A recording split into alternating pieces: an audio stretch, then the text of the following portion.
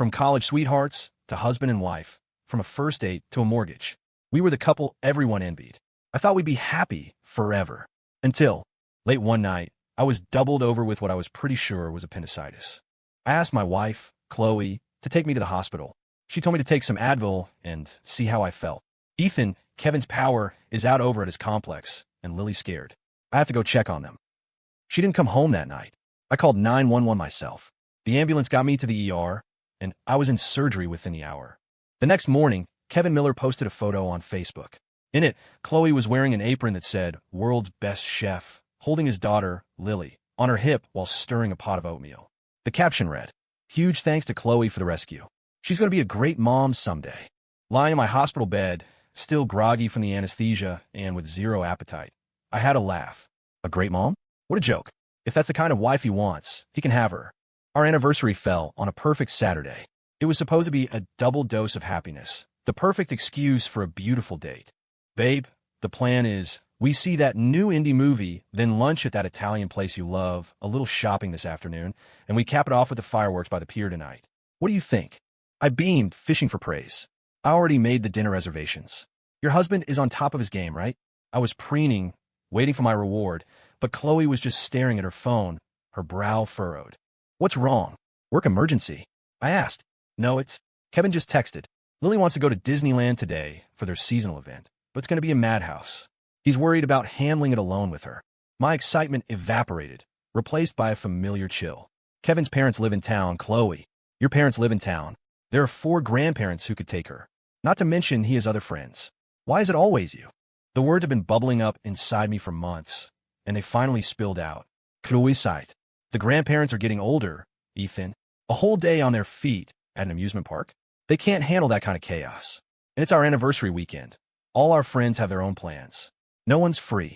The excuse was so perfectly constructed, it was infuriating. Chloe, you do realize it's our anniversary? Do you have any idea how long it's been since we had a real date? So, everyone else is busy, everyone else has a valid reason, but you just always available? You can't wake someone who's pretending to be asleep, and you can't reason with someone determined to play dumb. Her face hardened, her expression disapproving. Lily's a child. What does she know about anniversaries? She just wants to go to Disneyland. Are you seriously going to get worked up over a kid? The smile was gone from my face. I turned to head into my office. Seeing my reaction, Chloe panicked a little. She wrapped her arms around my waist from behind. Honey, please don't be mad at me. I don't want to go either. I want to be with you. Her voice was a soft murmur against my back. But you know how it is? When Kevin asks, I can't say no. Once you can't say no, you can never say no. A wave of exhaustion washed over me. This boundless generosity of yours. Can you tell me when it ends? When you get to have your own life back? She pressed her face into my back. It'll be soon. Once Lily is a little older, once Kevin gets back on his feet. We just have to hang in there a little longer, okay? Please, honey? Please. Her promises had a low credibility score, but her pleading tone wore me down. Again, fine, whatever.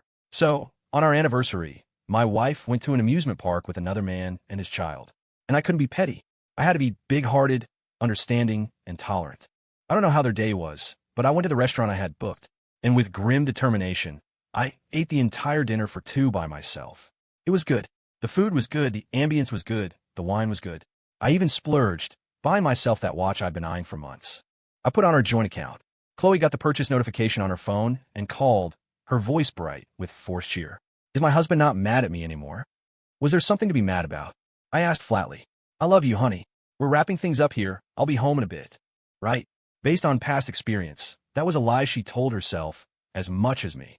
Sure enough, just as the words left her mouth, I heard Kevin's voice in the background. Chloe, Lily's being a brat. The little monster won't stop fussing until you hold her. Then a child's voice, clear as day. No, I don't want stinky daddy. I want mommy to carry me. Mommy. The word buzzed in my skull, and the world went numb. Chloe, Ethan, something's come up. I gotta go. We'll talk when I get home. The line went dead. A white-hot rage surged through me. I immediately called back. No answer. It went to voicemail. I called again. No answer. My heart grew colder with each unanswered call. On the 6th try, a man picked up. Ethan? What's up? It was Kevin. Where's Chloe? Why do you have her phone? Kevin seemed oblivious to the ice in my voice, his tone light and casual. Oh, Chloe's with Lily getting her princess passport stamped. She can't really get to the phone right now. Is it an emergency?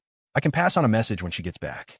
Another man, holding my wife's phone, telling me my wife is busy and asking if I have an urgent message. The absurdity was staggering. What a fool I was, interrupting their special day. Was this some new kind of open marriage I hadn't been informed about? I said nothing. Kevin continued, "Don't worry, Chloe's fine. We're having a great time. Tell you what, I'll send you a few pictures in a bit so you can feel like you're part of the fun." I hung up before he could finish. If I hadn't, I would have unleashed a string of curses that would have made a sailor blush. Chloe, my wife. She felt more like a stranger now, a roommate I barely knew. It had only been a year since the accident, but in that year, my entire world had been turned upside down. The years we'd spent building our life together felt like they amounted to nothing. People change, I guess. Or maybe our love was never that important to begin with. Kevin's wife was Laura Miller. She was Chloe's high school desk mate, her best friend. A year ago, she died from a sudden cerebral hemorrhage. That day, Laura, Chloe, and two other old friends from high school were having a reunion. Just the girls, eating cake, drinking wine, talking late into the night. But in the middle of the night, Laura collapsed. Chloe had picked the location for their get-together, a remote rental cabin. Because it was so far from the city and a violent storm had rolled in that night, by the time the ambulance finally reached them, it was too late. Laura was gone. Chloe was consumed by guilt. It was a freak accident, something no one could have predicted. But no matter what anyone said, she couldn't forgive herself. If I hadn't picked that place, she'd whisper, Laura wouldn't have lost those critical minutes. Watching my wife lose 20 pounds in a month broke my heart. It made me weak. So, 2 months after Laura's death, when Kevin called in a panic because Lily was screaming for her mom in the middle of the night, I was the one who drove Chloe over there. Kevin was proactive, all right. He sent me dozens of photos and short video clips. Chloe holding Lily. Chloe feeding Lily. He even accidentally sent a picture of the three of them posing like a perfect family, beaming and making heart shapes with their hands for the camera. A moment later, he unsent it. In every photo, Chloe's face was soft, her eyes full of adoration for Lily. I couldn't tell if it was because she loved kids, or because this was Laura's kid, or because she had truly started to see herself as Lily's mother. As an outsider, I couldn't see anything remotely awkward about the pictures. They didn't just look like a happy family of three. They were one. Chloe's, "I'll be home in a bit," turned into her walking through the door after midnight. I was waiting on the couch. She looked exhausted, but her face lit up when she saw me, and she immediately launched into a playful whine. "Honey, you have no idea how tired I am. That little girl has endless energy." I was ready to collapse, and she was still bouncing off the walls. She may look like a little princess, but she's a total tornado. Oh, and you won't believe the funniest thing that happened today. Her exhaustion vanished, replaced by a bubbly excitement as she started to recount their day. What kind of person automatically applies a series of shimmering, happy filters when watching someone else's kid? A parent. That's who. And that cynical thought was all I could muster. I just sat there, watching her perform.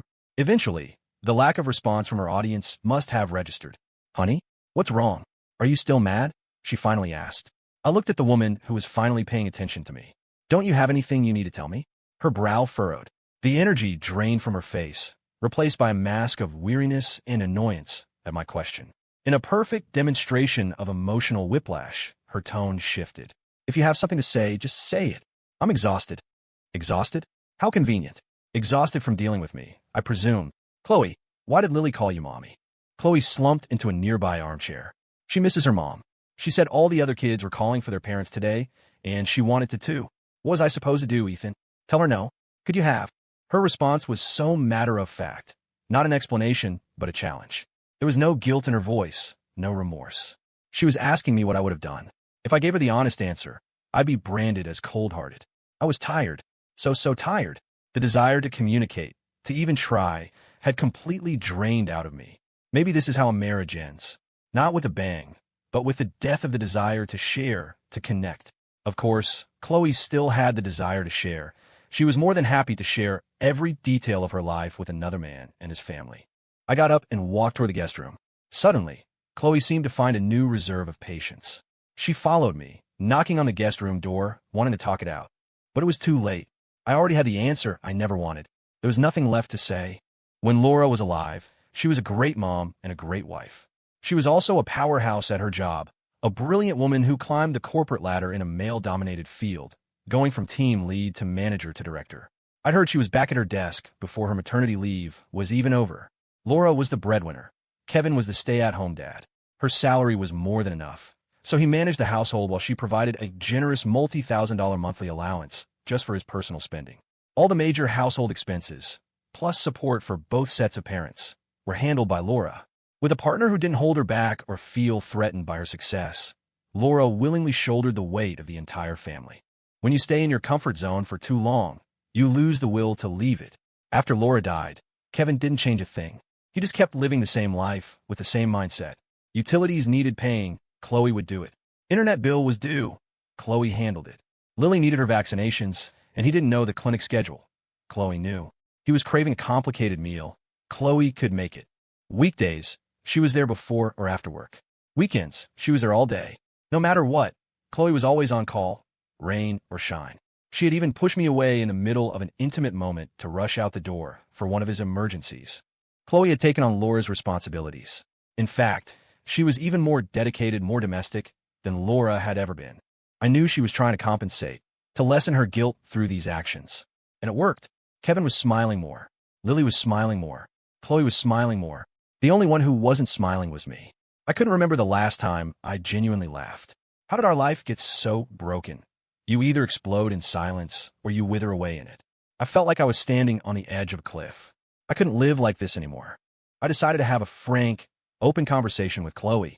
I couldn't let her continue this bottomless penance. But when I woke up in the morning, she was already gone. On the kitchen table was a plate of slightly burnt, Mickey Mouse-shaped pancakes she must have tried to make. A post-it note was next to it. She must have left at 6 a.m. Another emergency? Honey, I was a jerk last night. I shouldn't have taken my exhaustion out on you. I'm sorry. Today is Lily's first day of kindergarten, and I promised I'd be there with her, so I had to leave early. I know how patient you've been with me. Can we please talk properly tonight when I get home? You can have your way with me then. Winky face. I read the note without a flicker of emotion and tossed it aside. After breakfast, I saw a tube of burn cream on the coffee table. My resolve softened again. My project at work had just wrapped, so I had a few days off. I decided to surprise her at her office and take her to lunch. The receptionist knew who I was, the husband of Chloe Scott, the finance manager. So she buzzed me right in. As I walked through the office, though, I noticed people giving me strange looks. They'd whisper to each other as I passed. When I reached the finance department, Michelle, one of the accountants, shot up from her desk, her eyes wide. Then she quickly looked away. I was confused, but didn't think much of it. The moment I pushed open the door to Chloe's office, everything became crystal clear. They all thought I was here to catch her cheating.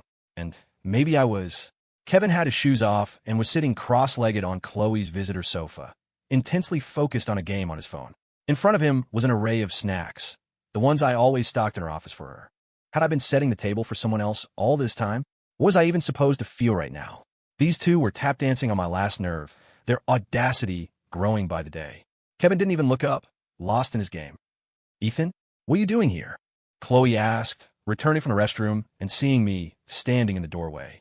There was no hint of guilt in her voice, only curiosity at my unexpected arrival. I grabbed her arm and led her to the small conference room next to her office, a path I knew well. Because of her position, I made it a point to never wait in her office alone. I'd always use the conference room if she was busy. Looking back now, what a joke.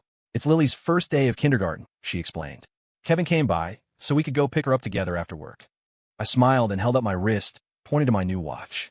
So he started getting ready at 11 in the morning. Ethan, he looks pretty comfortable, Chloe. This isn't the first time he's been here, is it? Today it's your office sofa. What's next? I come home to find him lounging on our bed in the master bedroom. Her sharp rebuke came right on cue.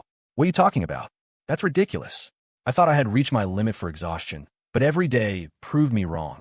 This was my own fault for showing up unannounced. I had no one to blame but myself. The note you left this morning about talking tonight. I don't think we need to. Let's just leave it. I finished, turned, and started to walk away. Chloe grabbed my arm. Ethan Scott, what is that supposed to mean? I looked back at her playing dumb. Fine. Let's be clear. Either you create some distance and stop seeing Kevin, or you and I create some distance, and this is over. You decide. Her eyes flashed with anger. Ethan, you know why I'm doing this. You know why I have to be there for Kevin and Lily. Are you trying to force my hand? For a grown man, you're being incredibly unreasonable. Ethan, Kevin, Lily, it was so clear where the loyalties lay. For the past year, you've used my salary to maintain Kevin's unchanged allowance. What have I gotten? You keep saying soon, but months just bleed into one another. I should thank you. You've taught me what it's like to be a widower in my own marriage. You two seem to have a wonderfully harmonious life in all the moments I'm not around. Well, Chloe, I'm telling you right now, Ethan Scott, have had enough. I'm not going to live like this anymore. I'm not going to swallow my pride because of your empty promises. Now, it's your turn to make a decision. My words brought tears to her eyes. I don't understand why you think like this, she sobbed. Laura was my best friend. She's gone because of a mistake I made. I just want to take care of her family, to help them get through this. Is that so wrong? I'm already so tired from work every day, and then I have to take care of you at home. Can you please stop making things so difficult? I'm sick of having to apologize and beg you for forgiveness every single day. I never imagined my wife, the love of my life, would see me this way. I was the one making things difficult. I was another burden for her. It's true. You can't wake a person who's pretending to be asleep. So be it. I pulled my arm free and walked out of that suffocating place. Back in my car, I sat in silence for a long time. When my thoughts finally returned, I realized my face was wet with tears. From that day on, a cold war began between us. Isn't a relationship supposed to be a partnership? Two people moving forward together? When did it become a game of me, taking a step forward while you take one back? Just as I started to truly detach, Chloe suddenly changed. She started leaving for work at 7 a.m. sharp and coming home at 7 p.m. on the dot. No more 4 a.m. alarms to rush out of the house. No more disappearing acts at night. The most miraculous thing was that her phone, which used to ring constantly, fell silent, even on weekends. But strangely, this change brought me no joy. The atmosphere at home grew even more oppressive. The weight on my chest felt heavier, a constant reminder whispering, just let it go. Let her go, and let yourself go.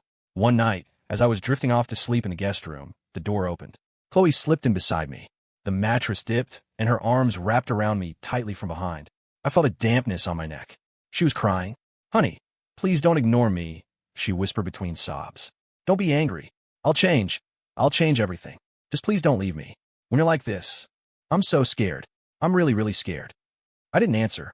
She kept talking, a monologue of desperate promises. She said she would never let Kevin come to her office again, that she'd stop Lily from calling her mommy, that she wouldn't go over to his house at night to put his child to bed anymore.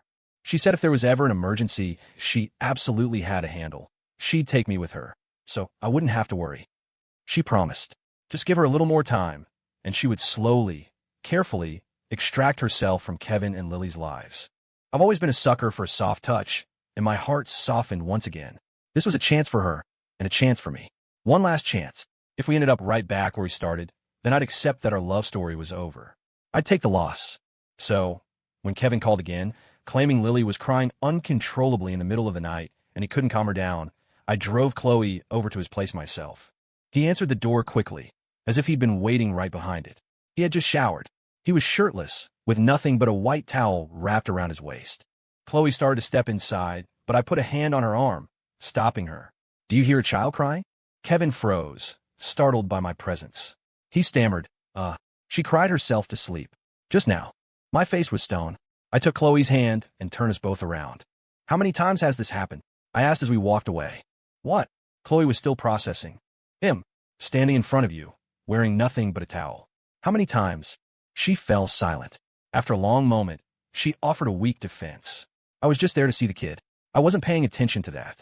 And after you got there, how many times was the kid already asleep? I didn't want to hear any more excuses. I made my decision. Chloe, I want a divorce. What? The house is yours. We split the assets 50-50. Take tomorrow off. Bring your ID and the deed. We're going to the courthouse. Chloe stared at me, fresh tears streaming down her face. This time, I didn't feel a thing. On the drive home, her phone buzzed with incoming messages. She didn't reply. I didn't care if she did. When we got home, she blocked my way to the guest room. Honey, can we please talk? I moved her hand and went inside. I took a melatonin, wanting nothing more than to sleep. But that wish was denied. A searing pain in my lower right abdomen jolted me awake. I was drenched in a cold sweat. I called out for the only other person in the house. Chloe, Chloe.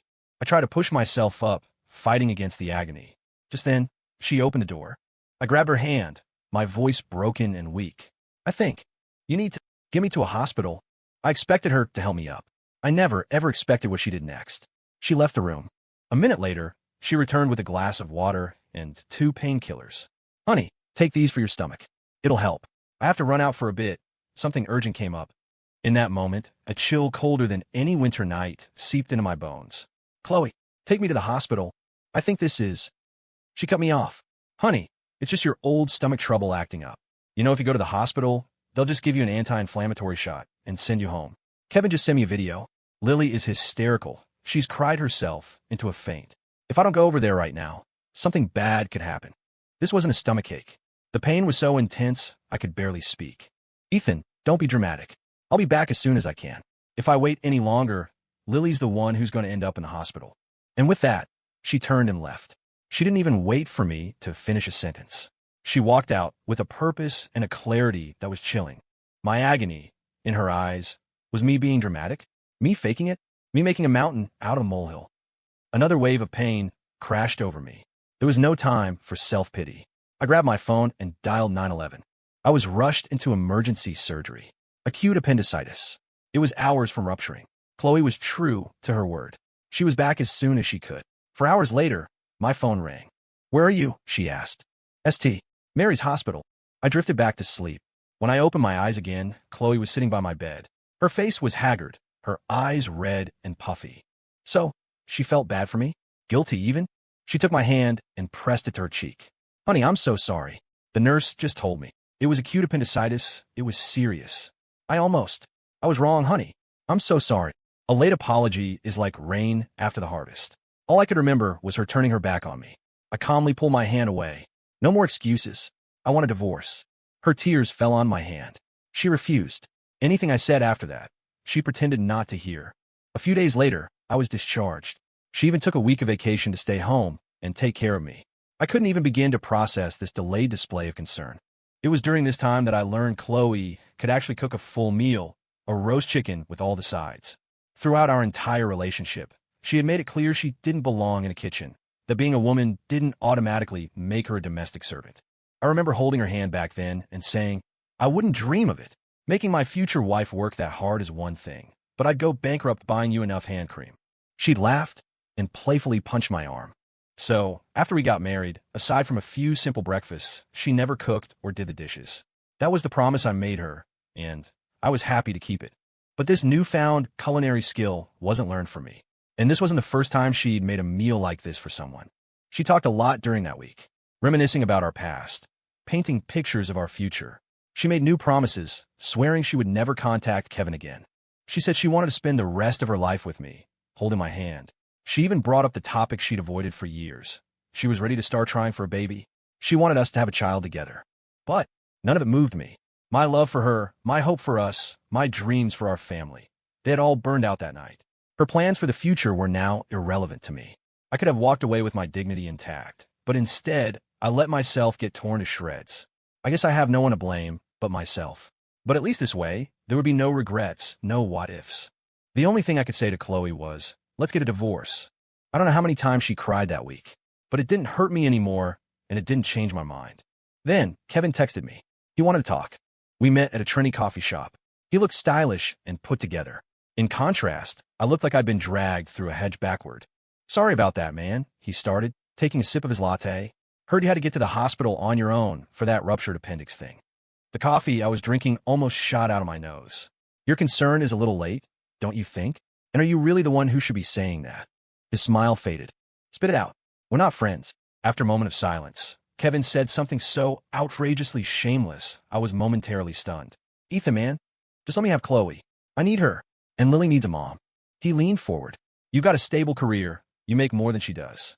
You'll be fine on your own. Me? I don't have much ambition. I've been out of the workforce for years, and I'm not looking to go back. I feel bad about what happened to you. I really do. But at the end of the day, you have to fight for what you want. I honestly couldn't comprehend this man. A perfectly capable adult who had willingly sculpted himself into a professional freeloader. It was both pathetic and laughable. But his life was none of my business. I'm the one who asked for the divorce. We could go to the courthouse anytime. If you want to be with Chloe, go convince her. Good luck with that. I stood up and left. When I got home, I saw Chloe busy in the kitchen and repeated my new mantra. Stop wasting your time. Let's get a divorce. She acted like she hadn't heard me and continued chopping vegetables. It was clear that an amicable divorce wasn't going to happen. Well, if Kevin wanted us to split up so badly, he could do the heavy lifting. I'd just wait and see what happened. I thought all I had to do was live my life and wait for her to finally agree. I never expected the next call I got would be from the police department. Chloe had been taken into custody. The reason? Kevin had been hospitalized. He had been maimed down there, and the circumstances were, to say the least, complicated. I knew he had tricked her into going over there. The excuse was that Lily hadn't eaten in a day and a half because she missed Chloe so much. Lily was Laura's daughter. There was no way Chloe could ignore that. She had tried to refuse at first, even suggesting he bring Lily over to our place. But Kevin sent a video. His parents were there, too, all of them trying to coax the child, who was just wailing for Chloe. Nothing they did worked. Chloe explained the situation to me, and I just waved my hand dismissively.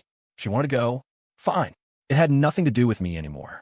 What Chloe didn't expect was that when she knocked on the door and stepped inside, the crying child was nowhere to be seen.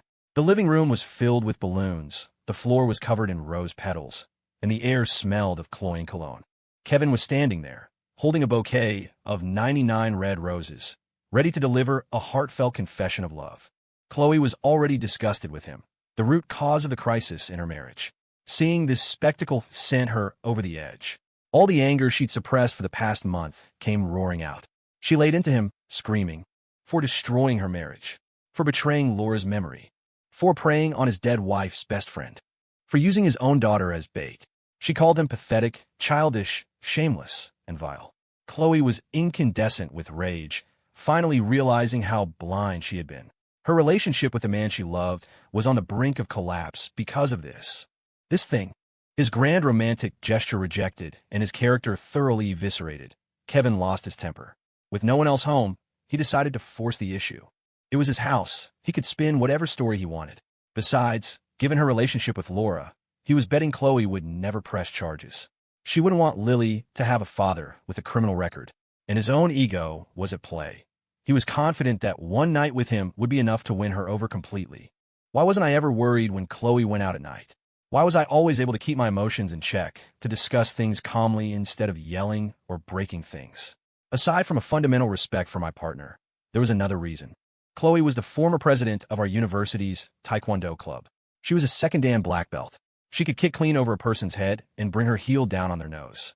In fact, that's how we met. I saw her perform a powerful downward axe kick during a club demonstration and was instantly captivated by her strength. On a shelf in my office, there's a row of her trophies and medals.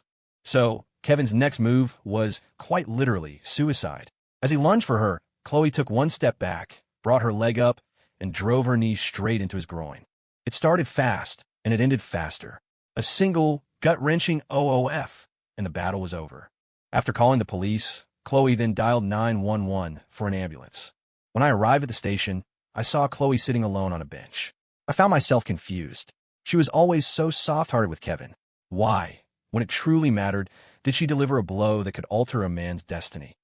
The moment she saw me, she shot up and threw herself into my arms, sobbing loudly, heedless of our surroundings. Ethan, I was so scared. You're finally here. I pursed my lips, unsure of what to say. Out of the corner of my eye, I saw 2 police officers watching us with utterly baffled expressions. There had been no struggle, no fight, no chase. Just one kick. They were probably thinking that if she'd used to, the suspect might not have made it out of the ICU for a week. Kevin had planned it all so perfectly. A romantic confession followed by a passionate embrace. He'd even set up his phone on a tripod to record the whole thing. That recording became the prosecution's Exhibit A. Attempted sexual assault, with the perpetrator being accidentally injured in the process. Chloe's actions, while forceful, were clearly self-defense. The police called me, her next of kin, to come and get her. Kevin's parents were also called to the station. Faced with their son's actions and the irrefutable video evidence, they had nothing to say. Their only request was that, for the sake of their deceased daughter-in-law and their granddaughter Lily, we might consider settling things privately. I assumed that would be the end of it. Kevin in the hospital, and the matter dropped. But to my surprise, Chloe didn't agree. She reserved the right to press charges. And in front of Kevin's parents, she stated unequivocally that she would have no further contact with their family, including Lily. If Kevin ever harassed her again, she would sue him for attempted rape. On the way home, Chloe clung to my hand and wouldn't let go. After everything that had happened, I didn't have the heart to pull away. Back in her living room, she held onto my arm, repeating over and over, "Honey, I was so scared. I was really so scared." "What were you afraid of?" I asked, pulling a tissue from the box and handing it to her. She buried her face in my chest, her words muffled by sobs. I wasn't scared of getting hurt. I was scared he'd touch me. That if I was dirty, you wouldn't want me anymore. I know I was wrong. I really know I was wrong, Ethan. Please believe me. I swear, I never had any physical contact with him. Not even an accidental brush of the hands. You're the only boyfriend I've ever had. The only husband I'll ever have. Please don't leave me. I gently pushed her back so I could look her in the eye. You say you were wrong. What exactly were you wrong about? If she gave me another vague, evasive answer, I knew we were done. Chloe sniffled. I was wrong to let my guilt allow him to cross every boundary I had. I was wrong to lose sight of my priorities, to put him and Lily before you. I was wrong to neglect our home, your feelings, and our marriage. And I was so wrong to run to someone else's house to offer pointless comfort when my own husband was sad, hurt, sick, and having surgery. Honey, I know I was wrong. I was as wrong as a person can be. You can hit me. You can scream at me. I won't fight back. I won't even talk back. Just please, don't ignore me. Don't leave me. Please. This time I felt it. Genuine remorse. Not the empty, perfunctory I'm sorry she'd offered before. I don't know if other people would call me weak, a doormat, or pathetic for what I did next, but I looked at the woman in front of me and sighed. I couldn't want to fight against you. I wouldn't fight back. Or kick. And I'm not the type to yell. Besides, you'd win that argument too. I wouldn't argue back. You could say whatever you want. If you run out of things to say, I'll help you Google some more. After a few seconds of silence, I asked the real question. What if you start talking to them again? She shook her head so fast it was a blur. I won't. I really won't. At the station, I screenshotted all the bank transfers I made to him over the past year. I sent them to his parents. If he ever contacts me again, not only will I press charges, but I'll sue them to get all that money back. My year of foolishness almost cost me my husband. I don't owe them any more guilt. I've paid my dues in cash and emotional labor. Honey, I swear, I will never have anything to do with him again. Listening to her choked confession, I wanted to believe her, but I was still afraid. Let's just take it one day at a time. Get some rest. Honey, my heart had softened, but I couldn't just grant forgiveness. I'm not bringing up divorce right now, but I can't just go back to normal overnight. Let's both take some time to cool off, to think about what happens next, and whether we can still have a future together. Chloe let go of my arm, wiped her tears, and nodded firmly. We can. We definitely can. No matter what, I'm going to be with you. You promised you'd grow old with me. You can't go back on your word. You can't just leave me halfway. I didn't answer. I just went into the guest room. In the days that followed, we seemed to fall back into our old rhythm, but with a subtle improvement. Chloe insisted on rewriting the kitchen rules. One person cooks, the other does dishes. No one does both, and no one does neither. Preferably, we do it together. On weekends, we started going on dates again. Dinner, shopping, movies. She even created a gaming account, saying she wanted to play with me. I didn't know if this change was just a fleeting mirage, a beautiful illusion, but I found myself sinking into it, letting myself believe. I was still trying to figure out how to move forward when Chloe's body made the decision for us. She couldn't hide it anymore. She was pregnant, 3 months along. Why didn't you tell me? Why would you hide this from me? She couldn't meet my eyes, her voice small. I was afraid you'd take me back because of the baby, not because of me. So you just kept it secret? Yeah. I didn't know whether to laugh or cry. What if something had happened? In a few more months, you wouldn't have been able to hide it anyway. My questioning made her tear up. Don't scold me, please. It's been so hard. I've had morning sickness so many times, but I couldn't let you know, so I just suffered in silence. I've been craving pickles and strawberries and grapes, and I really want barbecue ribs and brisket. But every time I'd wake up in the middle of the night, you weren't next to me. I would just hug my pillow and cry. And I couldn't even cry too much because I was worried it would be bad for the baby. Honey, I really know I was wrong. Please forgive me. But please, can you forgive me, and not just because of the baby? I let out a soft, weary laugh. She had only ever been with me, but it was just as true that she was the only one I had ever been with. In the end, I chose to forgive her. Not because of the baby, because of her. Maybe her awakening came late, but we had finally found our way back to the right path. 7 months later, our child was born, a beautiful baby girl. Love needs to be reinforced. Marriage needs to grow. I think we both learned that. Our future would be longer, farther, and we would cherish each other all the more for what we almost lost. The end.